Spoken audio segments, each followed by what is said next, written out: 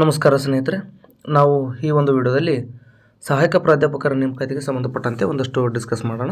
ಏನಪ್ಪ ಅಂತಂದರೆ, ಮಾನ್ಯ ಉನ್ನತ ಶಿಕ್ಷಣ ಸಚಿವರು ಸದನದಲ್ಲಿ ಉತ್ತರವನ್ನು ನೀಡ್ತಾ 826 ಹುದ್ದೆಗಳನ್ನು ಸರ್ಕಾರಿ ಪ್ರಥಮ ದರ್ಜೆ ಕಾಲೇಜುಗಳಲ್ಲಿ ಭರ್ತಿ ಮಾಡ್ಕೊಳ್ತೀವಿ ಅಂತೇಳಿ ಹೇಳಿರ್ತಕ್ಕಂಥದ್ದು ತಮಗೆಲ್ರಿಗೂ ಗೊತ್ತಿರ್ತಕ್ಕಂಥ ವಿಚಾರ. ಹಾಗಾಗಿ ಈ 826 ಹುದ್ದೆಗಳನ್ನು ಅಂದರೆ ಈ ಸಹಾಯಕ ಪ್ರಾಧ್ಯಾಪಕರ ಹುದ್ದೆಗಳನ್ನು ನೇಮಕಾತಿ ಮಾಡ್ಕೊಳ್ತಾರೋ ಅಥವಾ ಅದಕ್ಕೂ ಮುಂಚೆ ಏನಾದರೂ ಮತ್ತೊಂದು ಕೆಸೆಟ್ ನೋಟಿಫಿಕೇಷನನ್ನು ಅಂದರೆ 2026 ಕೆಸೆಟ್ ನೋಟಿಫಿಕೇಷನನ್ನು ಹೊರಡಿಸಿ ತದನಂತರ ನೋಟಿಫಿಕೇಷನನ್ನು ಮಾಡ್ತಾರೋ ಅಂತಕ್ಕಂಥ ಗೊಂದಲ ಬಹುತೇಕರಿಗೆ ಇದ್ದೇ ಇರುತ್ತೆ. ಆ ಕಾರಣದಿಂದಾಗಿ ನಾವು ಇದರಲ್ಲಿ ಒಂದಷ್ಟು ಮಾಹಿತಿಯನ್ನು ಚರ್ಚೆ ಮಾಡ್ತಾ ಹೋಗೋಣ. ಅದಕ್ಕೂ ಮುಂಚೆ ತಾವೇನಾದರೂ ನಮ್ಮ ಯೂಟ್ಯೂಬ್ ಚಾನಲ್ಗೆ ಸಬ್ಸ್ಕ್ರೈಬ್ ಮಾಡ್ಕೊಂಡಿಲ್ಲ ಅಂತಂದರೆ ದಯವಿಟ್ಟು ಸಬ್ಸ್ಕ್ರೈಬ್ ಮಾಡ್ಕೊಳ್ಳಿ. ಇಂಥ ವಿಷಯಗಳ ಬಗ್ಗೆ ನಾನು ನಿಮ್ಮ ಜೊತೆ ಯಾವಾಗಲೂ ಟಚಲ್ಲಿ ಇರ್ತೀನಿ ಅಂತ ಹೇಳ್ತಾ ಮತ್ತಷ್ಟು ಮಾಹಿತಿಗಳನ್ನು ನಿಮಗೆ ತಕ್ಷಣವೇ ಒದಗಿಸ್ತೀನಿ. ಮತ್ತು ಯಾವುದೇ ಅಪ್ಡೇಟ್ ಬಂದರೂ ಕೂಡ ತಮಗೆ ತಿಳಿಸುವಂಥ ಒಂದು ಕೆಲಸವನ್ನು ಮಾಡ್ತೀನಿ. ಆ ಕಾರಣದಿಂದಾಗಿ ದಯವಿಟ್ಟು ನಮ್ಮ ಚಾನಲ್ಗೆ ಸಬ್ಸ್ಕ್ರೈಬ್ ಆಗಿ. ನೋಡಿ, ನಾವು ನೇರವಾಗಿ ವಿಷಯಕ್ಕೆ ಬರೋದಾದರೆ ತಾವಿಲ್ಲಿ ಗಮನಿಸ್ಬೋದು. ಏನಪ್ಪ ಅಂದರೆ, ಇದು ಆರ್ಥಿಕ ಇಲಾಖೆಯಿಂದ ಭರ್ತಿ ಮಾಡಿಕೊಳ್ಳಲು ಮಂಜೂರಾತಿ ನೀಡಲಾಗಿರ್ತಕ್ಕಂಥ ಹುದ್ದೆಗಳು. ಅಂದರೆ ಇದು ಸದನದಲ್ಲಿ ನೀಡಿರ್ತಕ್ಕಂಥ ಉತ್ತರ. ಇದು ಅಧಿಕೃತವಾದಂಥ ಒಂದು ಮಾಹಿತಿ. ಅಂದರೆ ಈ ಕೆಳಗಿರ್ತಕ್ಕಂಥ ಅಂದರೆ ಒಟ್ಟಾರೆ 24,300 ಹುದ್ದೆಗಳನ್ನು ಆರ್ಥಿಕ ಇಲಾಖೆ ಅನುಮತಿ ನೀಡಿದೆ. ಅಂದರೆ 24,300 ಹುದ್ದೆಗಳಿಗೆ ವಿವಿಧ ಇಲಾಖೆಗಳು ನೋಡಿಲಿ, ಒಟ್ಟಾರೆ 32 ಇಲಾಖೆಗಳಿರ್ತಕ್ಕಂಥದ್ದು. ಈ 32 ಇಲಾಖೆಗಳಲ್ಲಿ ಖಾಲಿ ಇರ್ತಕ್ಕಂಥ 24,300 ಹುದ್ದೆಗಳನ್ನು ಭರ್ತಿ ಮಾಡಿಕೊಳ್ಳೋದಕ್ಕೋಸ್ಕರ ಈ ಒಂದು ಆರ್ಥಿಕ ಇಲಾಖೆಯು ಅನುಮೋದನೆಯನ್ನು ಅಥವಾ ಮಂಜೂರಾತಿಯನ್ನು ನೀಡಿರ್ತಕ್ಕಂಥದ್ದು. ಈ ಒಂದು 24,300 ಹುದ್ದೆಗಳಲ್ಲಿ ನಾವು ನೇರವಾಗಿ ಈಗ ಏನಪ್ಪ ಅಂತಂದರೆ ಸಹಾಯಕ ಪ್ರಾಧ್ಯಾಪಕರು ಅಂದರೆ ಅಸಿಸ್ಟೆಂಟ್ ಪ್ರೊಫೆಸರ್ ಹುದ್ದೆಗಳಿಗೆ ಸಂಬಂಧಪಟ್ಟಂಗೆ ನಾವು ಡಿಸ್ಕಸ್ ಮಾಡಕತ್ತೀವಿ. ಹಂಗಾಗಿ ಇವೆಲ್ಲ 32 ಹುದ್ದೆಗಳನ್ನು ಅಂದರೆ ಇಲಾಖೆಗಳ ಹುದ್ದೆಗಳನ್ನು ನೋಡೋದು ಬೇಡ. ನಾವು ನೇರವಾಗಿ ಏನಪ್ಪ ಅಂದರೆ 12ನೇದು ಕ್ರಮ ಸಂಖ್ಯೆ 12 ಉನ್ನತ ಶಿಕ್ಷಣ ಇಲಾಖೆಗೆ ಸಂಬಂಧಪಟ್ಟಾಗೆ ನೋಡೋದಾದರೆ ಅಲ್ಲಿ ನೋಡ್ಬೋದು ಗ್ರೂಪ್ ಎ ಮತ್ತು ಬಿ ಮತ್ತು ಸಿ ಒಟ್ಟಾರೆ ಕೇವಲ 60 ಹುದ್ದೆಗಳು ಇರ್ತಕ್ಕಂಥದ್ದು. ಅಂದರೆ ಇದನ್ನು ಯಾಕೆ ನಿಮಗೆ ಹೇಳಿದೆ ಅಂತಂದರೆ, ಇಲ್ಲಿ ಉನ್ನತ ಶಿಕ್ಷಣ ಇಲಾಖೆಯಲ್ಲಿ ನೇಮಕಾತಿಯನ್ನು ಮಾಡ್ಕೊಳ್ಳೋದಕ್ಕೋಸ್ಕರ ಅಂದರೆ ಸಹಾಯಕ ಪ್ರಾಧ್ಯಾಪಕರ ನೇಮಕಾತಿಯನ್ನು ಮಾಡ್ಕೊಳ್ಳೋದಕ್ಕೋಸ್ಕರ 826 ಹುದ್ದೆಗಳು ಅಂತೇಳಿ ಮಾನ್ಯ ಉನ್ನತ ಶಿಕ್ಷಣ ಸಚಿವರು ಹೇಳಿರ್ತಕ್ಕಂಥದ್ದು. ಆದರೆ ಇಲ್ಲಿ ಆರ್ಥಿಕ ಇಲಾಖೆಯಿಂದ ಅನುಮೋದನೆ ನೀಡಿರ್ತಕ್ಕಂಥ ಹುದ್ದೆಗಳು ಇಲ್ಲಿ ನಿಮಗೆ ತಾವು ನೋಡಿದಿರಿ 60 ಹುದ್ದೆಗಳು ಇರ್ತಕ್ಕಂಥದ್ದು. ಹಾಗಾಗಿ ಹಾಗಾದರೆ ಅದು 826 ನಿಜನ ಸುಳ್ಳ ಅಂತ ಅನ್ನೋದಾದರೆ ಅದು ನಿಜನೇ, ಅದೇನು ಸುಳ್ಳಂತ ನಾ ಹೇಳಕತ್ತಿಲ್ಲ. ಏನು ಮಾಡ್ತಾರಪ್ಪ ಅಂತಂದರೆ, ಈ 826 ಹುದ್ದೆಗಳಿಗೆ ಅಂದರೆ ಈ ಸರ್ಕಾರಿ ಪ್ರಥಮ ದರ್ಜೆ ಕಾಲೇಜುಗಳಲ್ಲಿ ಸಹಾಯಕ ಪ್ರಾಧ್ಯಾಪಕರ ಹುದ್ದೆಗಳೇನಿದೆ ಈ 826 ಹುದ್ದೆಗಳಿಗೆ ಭರ್ತಿ ಮಾಡ್ಕೊಳ್ಳೋದಕ್ಕೋಸ್ಕರ ಆರ್ಥಿಕ ಇಲಾಖೆಗೆ ಪ್ರಸ್ತಾವನೆಯನ್ನು ಕಳಿಸ್ತಾರೆ. ಅಲ್ಲಿಂದ ಅನುಮತಿಯನ್ನು ಪಡ್ಕೊಂಡು ತದನಂತರ ಈ ಒಂದು ಹುದ್ದೆಗಳಿಗೆ ಅಂದರೆ 826 ಹುದ್ದೆಗಳಿಗೆ ನೇಮಕಾತಿಯನ್ನು ಪ್ರಾರಂಭ ಮಾಡುವಂಥದ್ದು ನಡೆಯುತ್ತೆ. ಈಗ ನಿಮಗೆ ಒಂದು ಕ್ಲಾರಿಟಿ ಸಿಕ್ಕಿದೆ ಅಂತ ನಾನು ಭಾವಿಸ್ತೇನೆ. ಅಂದರೆ 826 ಹುದ್ದೆಗಳಿಗೆ ಅಂದರೆ ಸಹಾಯಕ ಪ್ರಾಧ್ಯಾಪಕರ ಹುದ್ದೆಗಳಿಗೆ ನೇಮಕಾತಿ ಮಾಡಿಕೊಳ್ಳುವಂಥದ್ದು ಅದು ನಿಶ್ಚಿತ, ಅದರಲ್ಲಿ ಯಾವುದೇ ಬದಲಾವಣೆ ಇಲ್ಲ. ಆದರೆ ಈಗಲೇನಾಗುತ್ತಾ ಅಥವಾ 15 ದಿನದಲ್ಲಾಗುತ್ತಾ ತಿಂಗಳದಲ್ಲಾಗುತ್ತಾ ಅಂದರೆ ಇಲ್ಲ. ಯಾಕಂತಂದರೆ ಇದು ಆರ್ಥಿಕ ಇಲಾಖೆಗೆ ಅಂದರೆ ಅನುಮತಿಯನ್ನು ಕೋರಿ ಮಾಹಿತಿಯನ್ನು ಕಳಿಸ್ತಾರೆ. ಅಲ್ಲಿಂದ ಆರ್ಥಿಕ ಇಲಾಖೆಯು ಅದಕ್ಕೆ ಅವಕಾಶವನ್ನು ನೀಡಿದ ನಂತರ ಈ ಒಂದು ಹುದ್ದೆಗಳಿಗೆ ಒಂದು ನೋಟಿಫಿಕೇಷನ್ ಆಗುವಂಥದ್ದು. ಈಗ ಸದ್ಯಕ್ಕಂತೂ ಅಧಿವೇಶನ ನಡೀತಾ ಇದೆ. ಅಧಿವೇಶನ ನಡೆದ ನಂತರ ಈ ಒಂದು ವಿಚಾರ ಮುನ್ನೆಲೆಗೆ ಬರ್ಬೋದು. ಈಗ ನೋಡಿ, ಹಾಗಾದರೆ ಕೆಸೆಟ್ ಮೊದಲಾಗುತ್ತಾ ಅಥವಾ 826 ಹುದ್ದೆಗಳಿಗೆ ನೇಮಕಾತಿ ಪ್ರಕ್ರಿಯೆ ಮೊದಲಾಗುತ್ತಾ ಅನ್ನೋದನ್ನು ನಾವು ಒಂದಷ್ಟು ನೋಡ್ತಾ ಹೋಗೋಣ. ಏನಪ್ಪ ಅಂತಂದರೆ ನೋಡಿ, ನಾವು ಒಂದು ಅಂದಾಜು ಅಂದರೆ 2025 ಮಾದರಿಯ ಆಧಾರದ ಮೇಲೆ ನೋಡೋದಾದರೆ ಪರೀಕ್ಷೆಗೆ ಬಹುತೇಕ ಏನಾಗಿತ್ತು ಅಂತಂದರೆ ಆಗಸ್ಟ್ನಲ್ಲಿ ನೋಟಿಫಿಕೇಷನ್ ಮಾಡಿದ್ರು. 2025 ಆಗಸ್ಟ್ನಲ್ಲಿ ನೋಟಿಫಿಕೇಷನ್ ಮಾಡಿ ತದನಂತರ ನವಂಬರಲ್ಲಿ ಎಕ್ಸಾಮನ್ನು ಮಾಡಿ ಡಿಸೆಂಬರಲ್ಲಿ ಈ ಒಂದು ಕೆಸೆಟ್ ಸರ್ಟಿಫಿಕೇಟ್ ಕೊಡುವಂಥ ಕೆಲಸವನ್ನು ಕೆಎದವರು ಮಾಡಿದರು. ಆ ಒಂದು ನಿಟ್ಟಿನಲ್ಲಿ ನೋಡೋದಾದರೆ ಬಹುತೇಕ ಏನಾಗುತ್ತಪ್ಪ ಅಂತಂದರೆ ಕೆಸೆಟ್ 2026 ಒಂದು ಅಧಿಸೂಚನೆ 2026 ಜುಲೈ ಅಥವಾ ಆಗಸ್ಟರ ಸುಮಾರಿಗೆ ಆಗುವಂಥ ಚಾನ್ಸಸ್ ಇರ್ತಕ್ಕಂಥದ್ದು. ಅಂದರೆ ಸ್ವಲ್ಪ ಹೆಚ್ಚು ಕಡಿಮೆ ಆಗ್ಬೋದು, ಇದೇನು ಅಧಿಕೃತ ಅಂತಲ್ಲ. ಅಂದರೆ ಸ್ವಲ್ಪ ಸಮಯವನ್ನು ಅದು ತೊಗೊಳ್ಬೋದು. ತೊಗೊಂಡ ನಂತರ ಈ ಒಂದು ನೋಟಿಫಿಕೇಷನ್ ಬಹುತೇಕ ನನಗನ್ಸಿದ ಮಟ್ಟಿಗೆ ಈ 2026 ಜುಲೈ ಮತ್ತು ಆಗಸ್ಟ್ನಲ್ಲಿ ನಡಿಬೋದು.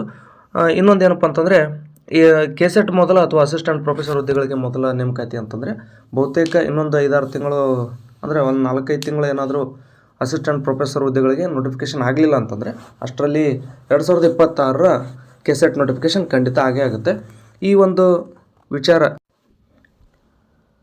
ಮಾಡ್ತಿರೋದು ಯಾಕಪ್ಪ ಅಂತಂದರೆ, ಈಗ ನೋಡಿ ಈ ವರ್ಷ ಅಂದರೆ 2025ರಲ್ಲಿ ಕೆಸೆಟನ್ನು ಕ್ಲಿಯರ್ ಮಾಡ್ಕೊಳ್ಳದೇ ಇರೋರಿಗೆ ಒಂದು ಸಣ್ಣದಾದಂಥ ಭಯ ಇದ್ದೇ ಇರುತ್ತೆ. ಏನಪ್ಪ ಅಂತಂದರೆ, ಈ ಬಾರಿ ನಾವು ಕೆಸೆಟ್ಟಿಂದ ವಂಚಿತರಾದ್ವಿ, ಒಂದು ವೇಳೆ ನೋಟಿಫಿಕೇಷನ್ ಏನಾದರೂ ಆಗಿಬಿಡುತ್ತೆ ಅಸಿಸ್ಟೆಂಟ್ ಪ್ರೊಫೆಸರ್ದು, ಅಂಥ ದೊಡ್ಡ ಹುದ್ದೆಗಳಿಗೆ ನಾವು ಎಕ್ಸಾಮನ್ನು ಬರೆಯೋಕ್ಕಾಗಲ್ವಲ್ಲ ಅಂತಕ್ಕಂಥ ಅವ್ರಿಗೆ ಭಯ ಇದ್ದೇ ಇರುತ್ತೆ.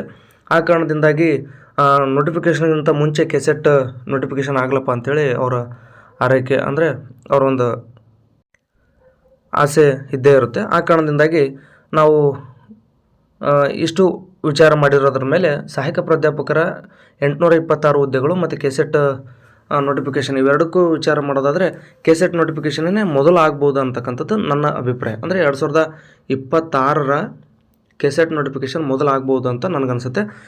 ಇನ್ನೊಂದೇನಂತಂದರೆ ಸೈನ್ಸ್ ಸ್ಟೂಡೆಂಟ್ಸ್ಗೆ ಅಂದರೆ MSc ಮಾಡಿದಂಥವ್ರಿಗೆ ಈ ಒಂದು ನೆಟ್ ಎಕ್ಸಾಮ್ ಏನು ತೊಂದರೆ ಆಗಲಿಕ್ಕಿಲ್ಲ. ಯಾಕಂತಂದರೆ ಅವರು BSc ಮತ್ತು MScಯನ್ನು ಇಂಗ್ಲೀಷ್ ಮೀಡಿಯಮಲ್ಲಿ ಓದಿರ್ತಾರೆ. ಮತ್ತು ನೆಟ್ ಎಕ್ಸಾಮ್ ಕೂಡ ಈ ಇಂಗ್ಲೀಷ್ ಮೀಡಿಯಮಲ್ಲಿ ಇರೋದರಿಂದ ಬಹುತೇಕ ಅವ್ರಿಗೇನು ತೊಂದರೆ ಆಗಲಿಕ್ಕಿಲ್ಲ. ಮತ್ತು ನಮ್ಮ ಅಂಥದ್ದು ಅಂದರೆ history, economics, geography, political science ಮತ್ತು ಸೋಷಿಯಾಲಜಿ ಮುಂತಾದ ವಿಷಯಗಳಲ್ಲಿ MAಯನ್ನು ಮಾಡ್ಕೊಂಡಿರ್ತಕ್ಕಂಥ ನಮ್ಮ ಆರ್ಟ್ಸ್ ಸ್ಟೂಡೆಂಟ್ಸ್ಗೆ ಏನಾಗುತ್ತಪ್ಪ ಅಂತಂದರೆ ಈ ನೆಟ್ ಎಕ್ಸಾಮ್ ತೊಂದರೆ ಆಗ್ತಕ್ಕಂಥದ್ದು. ಕೆಸೆಟ್ ಏನು ತೊಂದರೆ ಆಗೋಲ್ಲ, ನೆಟ್ ಎಕ್ಸಾಮ್ ತೊಂದರೆ ಆಗ್ತಕ್ಕಂಥದ್ದು. ಯಾಕಂತಂದರೆ ನಾವು ಇಲ್ಲೆಲ್ಲ ಕನ್ನಡ ಮೀಡಿಯಮಲ್ಲಿ ಓದಿರ್ತಾರೆ. History, economics, geography, political science, sociology ಇವೆಲ್ಲ ಕನ್ನಡ ಮೀಡಿಯಮಲ್ಲಿ ಓದಿರ್ತಾರೆ. ಡಿಗ್ರಿಯಲ್ಲಿ ಕನ್ನಡ ಮೀಡಿಯಮ್ಮು, MAನಲ್ಲೂ ಕನ್ನಡ ಮೀಡಿಯಮ್ಮು. ದಿಢೀರ್ ಅಂತೇಳಿ ಇಂಗ್ಲೀಷಲ್ಲಿ ನೆಟ್ ಎಕ್ಸಾಮ್ ಬರೀರಿ ಅಂತಂದರೆ ಭಾಳ ತೊಂದರೆ ಆಗತಕ್ಕಂಥದ್ದು. ಮತ್ತು ಕ್ಲಿಯರ್ ಆಗುತ್ತೋ ಇಲ್ವೋ ಅಂತಕ್ಕಂಥ ಸಹಜವಾದಂಥ ಒಂದು ಭಯ ಇದ್ದೇ ಇರುತ್ತೆ. ಅದೇ ಕೆಸೆಟ್ ನೋಟಿಫಿಕೇಷನ್ ಆಯಿತು 2026 ಅಂದರೆ ಇವ್ರಿಗೆ ಖುಷಿ ಆಗ್ತಕ್ಕಂಥದ್ದು. ಯಾಕಂತಂದರೆ ಕನ್ನಡ ಮೀಡಿಯಮಲ್ಲೇ ಎಕ್ಸಾಮ್ ಇರುತ್ತೆ ಮತ್ತು ಸರಳವಾಗಿ ಪ್ರಶ್ನೆಗಳು ಕೂಡ ಅರ್ಥ ಆಗ್ತವೆ. ಅದೇ ಆರ್ಟ್ಸ್ನಲ್ಲೇ ಬರ್ತಕ್ಕಂಥ ಆಪ್ಷನಲ್ ಕನ್ನಡದವರು, ಆಪ್ಷನಲ್ ಇಂಗ್ಲೀಷ್ನವರು, ಹಿಂದಿ, ಉರ್ದು ಅಂದರೆ ಬೇರೆ ಬೇರೆ ಲ್ಯಾಂಗ್ವೇಜ್ ಏನಿದೆ, ನೀವು ನೆಟ್ ಎಕ್ಸಾಮ್ ಬರೆಯುವಂಥದ್ದು ಭಾಳ ಒಳ್ಳೆಯದು. ಅಂತಂದರೆ ಈಗ ನೆಟ್ ಎಕ್ಸಾಮು ಮೊದಲಾಗಲಿ ಅಥವಾ ಕೆಸೆಟ್ ಎಕ್ಸಾಮ್ ಮೊದಲೇ ಬರಲಿ, ಯಾವುದೇ ನೋಟಿಫಿಕೇಷನ್ ಆದ್ರೂ ಕೂಡ ನೀವು ರೆಡಿ ಇರಬೇಕು. ಯಾಕಂದರೆ ನೆಟ್ಟು ಕನ್ನಡದಲ್ಲೇ ಇರುತ್ತೆ, ಕೆಸೆಟ್ ಕೂಡ ಕನ್ನಡದಲ್ಲೇ ಇರುತ್ತೆ. ಅಂದರೆ GK ಪೇಪರ್ ಸ್ವಲ್ಪ ಇಂಗ್ಲೀಷಲ್ಲಿ ಇರ್ಬೋದು, ಅದನ್ನು ಹೊರತುಪಡಿಸಿದರೆ ಅದು ನೀವು ಇಲ್ಲಿ ಕೆಸೆಟ್ಗೆ ಓದುವಂಥ ಕನ್ನಡನೇ ನೆಟ್ಗೂ ಕೂಡ ಇರತಕ್ಕಂಥದ್ದು. ಹಾಗಾಗಿ ವ್ಯತ್ಯಾಸ ಏನಿಲ್ಲ. ಕನ್ನಡ, ಇಂಗ್ಲೀಷು, ಹಿಂದಿ, ಉರ್ದು, ಸಂಸ್ಕೃತ ಮುಂತಾದ ನಿಮ್ಮ ಒಂದು ಭಾಷಾ ವಿಷಯಗಳೇನಿದೆ ಅವೆಲ್ಲವೂ ಕೂಡ ನಮ್ಮ ಭಾಷೆಯಲ್ಲೇ ಇರೋದರಿಂದ ಭಾಷಾ ವಿಷಯಗಳು ಕಷ್ಟ ಆಗಲಿಕ್ಕಿಲ್ಲ. ಇನ್ನೊಂದು ಏನಪ್ಪ ಅಂದರೆ GK ಪೇಪರ್ ನೋಡಿ, ಆಪ್ಷನಲ್ ಕನ್ನಡ ಇರುತ್ತೆ ನಿಮ್ಮದು, GK ಪೇಪರು ಇಂಗ್ಲೀಷ್ ಮೀಡಿಯಮಲ್ಲಿ ಇರುತ್ತೆ. ಏನೋ ಒಂದು ಅಂದಾಜು ಮೇಲೆ ಹಾಕ್ಕೊಂಡು ಬರ್ಬೇಕಷ್ಟೇ. ಅದನ್ನು ಬಿಟ್ಟರೆ ಮತ್ತೆ ಬೇರೆ ಏನೋ ಅವಕಾಶ ಇರಲ್ಲ. ಸ್ವಲ್ಪ ಓಲ್ಡ್ ಕ್ವಶನ್ ಪೇಪರನ್ನು ಬಿಡಿಸೋದ್ರ ಮೂಲಕ ಓದ್ಕೊಂಡು ಹೋದ್ರಂತೂ ಭಾಳ ಉತ್ತಮ. ನೆಟ್ ಎಕ್ಸಾಮನ್ನು ನೀವು ಭಾಷಾ ವಿಷಯದ ಎಲ್ಲ MA ಮಾಡಿದಂಥವ್ರು ಬರಿಬೇಕು. ಹಂಗಂತೇಳಿ ಹಿಸ್ಟ್ರಿ, ಎಕನಾಮಿಕ್ಸು, ಜಿಯೋಗ್ರಫಿ, ಸೋಷಿಯಾಲಜಿ ಮಾಡಿದವ್ರು ಬರಿಬಾರ್ದಂತಲ್ಲ, ನೀವು ಕೂಡ ಬರೀರಿ. ಆದರೆ ನಿಮಗೆ ಒಂದು ಸರಳ ಆಗ್ತಕ್ಕಂಥದ್ದು ಕೆಸೆಟ್ ಅನ್ನುವಂಥದ್ದು ನನಗೆ ಗೊತ್ತು, ಅದರಲ್ಲಿ ಎರಡು ಮಾತೇನಿಲ್ಲ. ನಿಮಗೆ ಒಂದು ಧೈರ್ಯವನ್ನು ಕೊಡ್ತಕ್ಕಂಥ ಕೆಲಸ ಏನಪ್ಪ ಅಂತಂದರೆ ಸಹಾಯಕ ಪ್ರಾಧ್ಯಾಪಕರ ನೇಮಕಾತಿ ಏನು 826 ಹುದ್ದೆಗಳಿಗೆ ಈಗ ನೋಟಿಫಿಕೇಷನ್ ಮಾಡ್ತೀವಿ ಅಂತ ಹೇಳಿದ್ದಾರೆ. ಆ ಒಂದು ನೋಟಿಫಿಕೇಷನ್ ಆಗೋದ್ರ ವೇಳೆಗೆ ಕೆಸೆಟ್ ನೋಟಿಫಿಕೇಷನ್ ಆಗುವಂಥದ್ದು ಬಹುತೇಕ ಖಚಿತ. ನನಗೆ ಅನಿಸಿದ ಮಟ್ಟಿಗೆ ಒಂದು ಅಭಿಪ್ರಾಯ ಇದು.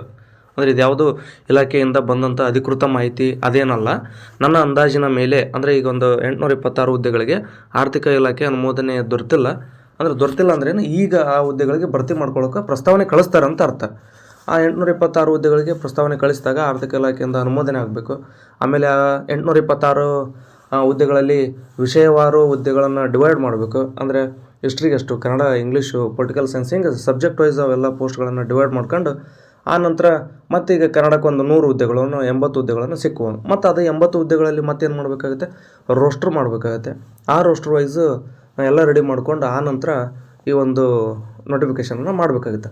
ಅಷ್ಟರೊಳಗಡೆ ಬಹುತೇಕ ನನಗನ್ಸಿದ ಮಟ್ಟಿಗೆ ಮತ್ತೊಮ್ಮೆ ಕೆಸೆಟ್ ನೋಟಿಫಿಕೇಷನ್ ಆಗ್ತಕ್ಕಂಥ ಎಲ್ಲ ಸಂಭವ ಇರತಕ್ಕಂಥದ್ದು. ನೋಡಿ, ಇದು KAದವರು ಅಥವಾ ಇಲಾಖೆದವರು ಯಾವುದೂ ಮಾಹಿತಿ ಅಲ್ಲ, ಕೇವಲ ನಿಮ್ಮ ಒಂದು ಸಮಾಧಾನಕ್ಕೋಸ್ಕರ. ಸಮಾಧಾನ ಅನ್ನೋದಕ್ಕಿಂತ ಬಹುತೇಕ ಈ ರೀತಿ ಆಗುವಂಥ ಚಾನ್ಸಸ್ ಸಾಧ್ಯ ಇರತಕ್ಕಂಥದ್ದು. ಒಂದು 90% ಆದರೂ ಗ್ಯಾರಂಟಿ ಇದೇ ರೀತಿಯೇ ಆಗೋವಂಥದ್ದು. ಮತ್ತು ಇದರಲ್ಲಿ ಏನೋ ಸುಮ್ಮನೆ ಏನೋ ಒಂದು ಕಂಟೆಂಟ್ ಇಲ್ಲದೇ ವಿಡಿಯೋ ಮಾಡ್ಬೇಕಂತೇಳಿ ಮಾಡಿರ್ತಕ್ಕಂಥದ್ದಲ್ಲ. ಬಹುತೇಕರಿಗೆ ಈ ರೀತಿ ಆಗ್ಬೋದು. ನೀವು ಮುಂದೆ ಕೆಸೆಟ್ಗೆ ಅಥವಾ ನೆಟ್ಗೆ ರೆಡಿಯಾಗಿ ಅಂತ ಧೈರ್ಯವನ್ನು ತುಂಬೋದಕ್ಕೋಸ್ಕರ ಈ ವಿಡಿಯೋ ಮಾಡಿರ್ತಕ್ಕಂಥದ್ದು. ಆ ಕಾರಣದಿಂದಾಗಿ ನೆಟ್ ಕರೀಲಿ ಅಥವಾ ಕೆಸೆಟೇ ನೋಟಿಫಿಕೇಷನ್ ಆಗಲಿ. ಒಟ್ಟಿನಲ್ಲಿ ನೀವು ಎಲಿಜಿಬಲ್ ಆಗಬೇಕಷ್ಟೇ. ಅಂದರೆ ನೆಟ್ಟು ಮತ್ತು ಕೆಸೆಟ್ನಲ್ಲಿ ಯಾವುದಾದ್ರೂ ಒಂದರಲ್ಲಿ ನೀವು ಎಲಿಜಿಬಲ್ ಆದರೆ ಅಂತಂದರೆ ಈ ಒಂದು 826 ಹುದ್ದೆಗಳಿಗೆ ರೆಡಿ ಇರ್ತೀರಿ ಅಂತಲೇ ಅರ್ಥ ಆಗುವಂಥದ್ದು. ಆ ಕಾರಣದಿಂದಾಗಿ ಯಾವುದೇ ಕಾರಣಕ್ಕೂ ಇದರಿಂದ ಮಿಸ್ ಮಾಡ್ಕೊಳಕ್ಕೆ ಹೋಗ್ಬೇಡಿ. ಮತ್ತು ಇಲ್ಲಿ ಏನಾಗುತ್ತಪ್ಪ ಅಂತಂದರೆ ನೆಟ್ಟನ್ನು ಯಾರು MSc ಮಾಡ್ಕೊಂಡಿರ್ತೀರಿ, MSc ಮಾಡಿದಂಥ ಎಲ್ಲ ಅಭ್ಯರ್ಥಿಗಳು ನೆಟ್ಟನ್ನು ಯಾವುದೇ ಕಾರಣಕ್ಕೂ ಮಿಸ್ ಮಾಡ್ಕೊಳಕ್ಕೆ ಹೋಗ್ಬೇಡಿ. ಯಾಕಂತಂದರೆ ನೀವು ಕನ್ನಡದಲ್ಲೇ ನೀವು ಅಂದರೆ ಕನ್ನಡ ಬೇಕಂತಲ್ಲ, ನೀವು ಆಲ್ರೆಡಿ BSc ಅಂದರೆ ಸೈನ್ಸು PUCಯಿಂದನೂ ಕೂಡ ನೀವು ಇಂಗ್ಲೀಷ್ ಮೀಡಿಯಮಲ್ಲೇ ಅಂದರೆ PUCಯನ್ನು ಮತ್ತು BScಯನ್ನು ಆನಂತರ MScಯನ್ನು ಎಲ್ಲವನ್ನೂ ಕೂಡ ನೀವು ಇಂಗ್ಲೀಷ್ ಮೀಡಿಯಮಲ್ಲೇ ಓದಿರೋದ್ರಿಂದ ನಿಮಗೆ ನೆಟ್ ಏನು ಕಷ್ಟ ಆಗಲಿಕ್ಕಿಲ್ಲ. ಸೊ ಹಾಗಾಗಿ ಯಾವುದೇ ಕಾರಣಕ್ಕೂ ನೀವು ಕೆಸೆಟನ್ನು ಕಾಯ್ಕೊಂಡು ಕುಂದ್ರಬೇಡ್ರಿ. ನೆಟ್ ನೋಟಿಫಿಕೇಷನ್ ಆಯಿತು ಅಂತಂದರೆ ನೆಟ್ಗೆ ಅಪ್ಲೈ ಮಾಡಿ ನೀವು ಈ ಒಂದು ಸಹಾಯಕ ಪ್ರಾಧ್ಯಾಪಕರ ಹುದ್ದೆಗೆ ರೆಡಿ ಇರ್ರಿ. ಬಟ್ ನಿಮ್ಮ ಸಬ್ಜೆಕ್ಟ್ ಇಲ್ಲ ಅಂತ ನಾನು ಅಂದ್ಕೊಂಡಿದ್ದೀನಿ. ಹೇಳೋಕ್ಕಾಗಲ್ಲ, ಯಾಕಂತಂದರೆ ಮುಂದೆ ಹುದ್ದೆಗಳನ್ನು ಹೆಚ್ಚು ಮಾಡಿ ನಿಮ್ಮ ಹುದ್ದೆಗಳನ್ನು ಕೂಡ ಭರ್ತಿ ಮಾಡ್ಕೊಳ್ಳೋಂಥ ಚಾನ್ಸಸ್ ಇದ್ದರೂ ಇರ್ಬೋದು, ಅಥವಾ ಬೇರೆ ಬೇರೆ ಕಾರಣಕ್ಕಾದರೂ ಅವಕಾಶ ಸಿಗುತ್ತೆ. ಆ ಕಾರಣದಿಂದಾಗಿ ಎಲಿಜಿಬಲ್ ಇದ್ದು ರೆಡಿ ಇರಬೇಕು. ಅಂದರೆ ನಿಮ್ಮ ಸಬ್ಜೆಕ್ಟ್ ಇದಾವೋ ಇಲ್ವೋ ಅದು ಮುಂದಿನ ಮಾತು. ಆದರೆ ನೀವು ನೆಟ್ಟು ಅಥವಾ ಕೆಸೆಟನ್ನು ಬರೆದು ಎಲಿಜಿಬಲ್ ಇದ್ರಿ ಅಂತಂದರೆ ಯಾವ ಸಂದರ್ಭದಲ್ಲಿ ಬೇಕಾದ್ರೂ ಈ ಒಂದು ಹುದ್ದೆಗಳ ಸಂಖ್ಯೆ ಹೆಚ್ಚು ಕಡಿಮೆ ಆಗ್ಬೋದು. ಒಂದು ವೇಳೆ ಹೆಚ್ಚಾಯಿತು, ಸೈನ್ಸ್ ಪೋಸ್ಟ್ಗಳು ಕೂಡ ಇಲ್ಲಿ ಕ್ರಿಯೇಟ್ ಆದವು ಅಂತಂತಂದರೆ ಅಂಥ ಸಂದರ್ಭದಲ್ಲಿ ನೀವು ಕೂಡ ರೆಡಿ ಇರ್ತೀರಿ. ನೋಟಿಫಿಕೇಷನ್ ಆಯಿತು ಅಂದರೆ ಅಪ್ಲಿಕೇಶನ್ ಹಾಕೋದು, ಎಕ್ಸಾಮನ್ನು ಬರೆಯುವಂಥ ಕೆಲಸವನ್ನು ಮಾಡ್ಬೋದಾಗಿರುತ್ತೆ. ಆ ಕಾರಣದಿಂದಾಗಿ ಯಾವುದೇ ಕಾರಣಕ್ಕೂ ಇದನ್ನು ಮಿಸ್ ಮಾಡ್ಕೊಳ್ಳೋಕೆ ಹೋಗಬೇಡಿ. ಆದಾಗ್ಯೂ ಕೂಡ ಈ ಒಂದು ಮಾಹಿತಿ ನಿಮಗೆ ಇಷ್ಟ ಆಗಿದೆ ಅಂತ ನಾನು ಭಾವಿಸ್ತೀನಿ. ಆದಾಗ್ಯೂ ನಿಮಗೇನಾದರೂ ಡೌಟ್ಸ್ ಇದ್ದರೆ ಕಾಮೆಂಟ್ ಮಾಡಿ, ನಿಮ್ಮ ಕಾಮೆಂಟ್ಗೆ ಉತ್ತರವನ್ನು ನೀಡ್ತಕ್ಕಂಥ ಪ್ರಯತ್ನವನ್ನು ನಾನು ಮಾಡ್ತೀನಿ. ಮತ್ತು ಈ ಒಂದು ವಿಡಿಯೋ ಇಷ್ಟ ಆಗಿದ್ದಲ್ಲಿ ಮತ್ತು ಮಾಹಿತಿ ಇಷ್ಟ ಆಗಿದ್ದಲ್ಲಿ ಕಮೆಂಟ್ ಮಾಡಿ. ಯಾಕಂತಂದರೆ ಇಲ್ಲ ಈ ವಿಷಯ ನಮಗೆ ಅನುಕೂಲ ಆಗಿದೆ ಅಂತ ನೀವು ಹೇಳುವಂಥ ಒಂದು ಸಣ್ಣ ಕಮೆಂಟು ನನಗೆ ತುಂಬ ಪ್ರೋತ್ಸಾಹವನ್ನು ನೀಡುತ್ತೆ. ಆ ಕಾರಣದಿಂದಾಗಿ ಕಮೆಂಟ್ ಮಾಡಿ. ಸಾಧ್ಯ ಆದರೆ ದಯವಿಟ್ಟು ಸಬ್ಸ್ಕ್ರೈಬ್ ಮಾಡ್ಕೊಳ್ಳಿ ಅಂತ ಹೇಳ್ತಾ ಈ ಒಂದು ವಿಡಿಯೋನ ಇಲ್ಲಿಗೆ ಮುಗಿಸ್ತಾ ಇದ್ದೀನಿ. ಧನ್ಯವಾದಗಳು.